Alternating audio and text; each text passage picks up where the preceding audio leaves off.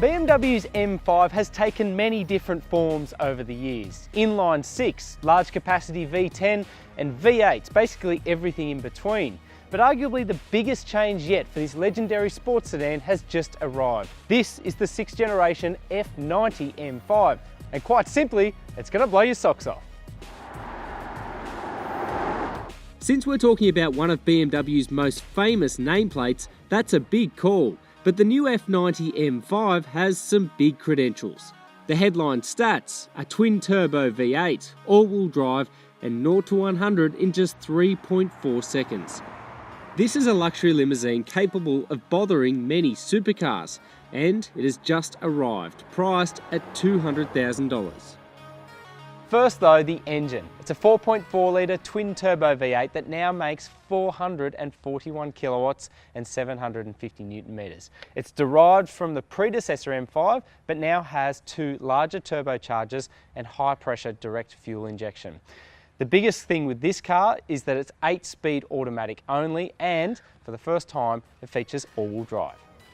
In essence, you get 3 different modes: 4-wheel drive Sport, and 2-wheel drive, which can only be engaged with the stability control systems turned off. In any mode, the M5 lacks for very little. On the road, the way that the V8 engine picks up speed, even when it's in its most docile efficient mode, will absolutely blow your mind. Yes, you're getting that 3.4 second 0 to 100 time, but more than that, you're just getting instant acceleration, the sort of stuff that'll put you in a jail cell. Equally, this car balances all that on-road nous with functional day-to-day ergonomics. On the road, you're getting a little bit of that trademark stiffness from the tyre walls translating through the cabin, so you'll notice that sharper bumps in the road do tend to be transferred through the cabin with the occasional jolt or bump, but everything else is quite well cosseted. And one of the big improvements as well is that of tyre noise. BMWs have struggled in the past to kind of really separate occupants in the cabin from excess tyre noise, but thankfully this one does that and more. More than that, the M5 is no longer a straight-line sledgehammer. BMW says the new model weighs less than its predecessor despite more moving parts underneath, at just over 1,800 kilograms.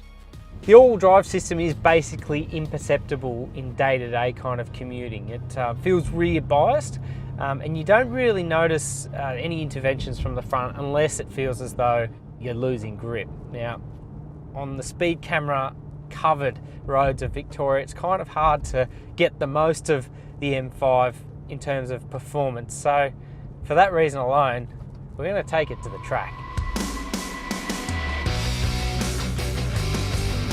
Up the ante, and the M5 responds emphatically. It's poised, it's composed, and it's deceptively quick. And at a place like Sandown Raceway down in Melbourne, it's like a piece of art on the track. The way that the gearbox and the engine work together, the steering, the body control, it's all strung together perfectly, and it makes for a harmonious package on the track. And when the right occasion calls, it drifts like a dream as well. In fact, the M5 holds the Guinness World Record for the longest consecutive drift, some 8 hours. Even with the advent of all-wheel drive, I reckon BMW's managed to stay true to the roots of the M5 with this latest F90. An executive sedan with supercar levels of speed and cornering precision, this machine ticks every box.